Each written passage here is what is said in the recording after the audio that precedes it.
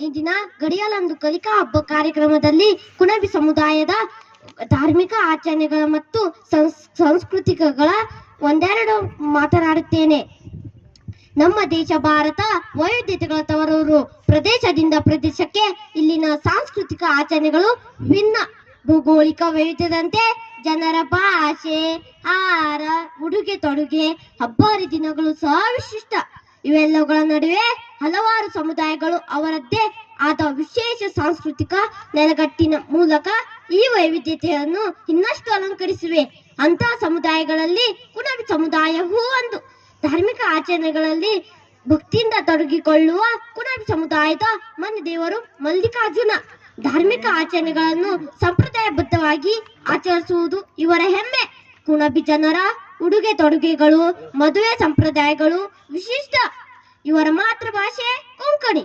ಧಾರ್ಮಿಕ ಹಬ್ಬಗಳಾದ ಸಂಕ್ರಾಂತಿ, ಏಕಾದಶಿ, ನಾಗರ ಪಂಚಮಿ, ಗಣೇಶ ಚತುರ್ಥಿ, ದೀಪಾವಳಿಯಂತಹ ಎಲ್ಲ ಹಬ್ಬಗಳನ್ನು ಸಂಭ್ರಮದಿಂದ ಆಚರಿಸುವುದು ಇವರ ವಾಡಿಕೆ.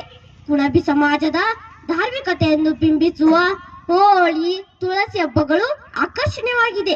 ತುಳಸಿ ಹಬ್ಬಗಳಲ್ಲಿ ತುಳಸಿ ಮದುವೆಯನ್ನು ಮಾಡುವುದು ವಿಶಿಷ್ಟ.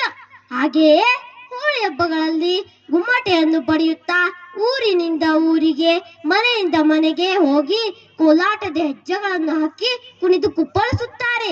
ಸೀರೆಯನ್ನುಟ್ಟು ಕಾಲಿಗೆ ಹೆಜ್ಜೆ, ತಲೆಗೆ ಮುಂಡಾಸು ಸುತ್ತಿಕೊಂಡು ಗುಮ್ಟೆ ಕುಣಿಯುವ ಇವರ ಈ ವೇಷಭೂಷಣ ವಿಶೇಷವಾದದು.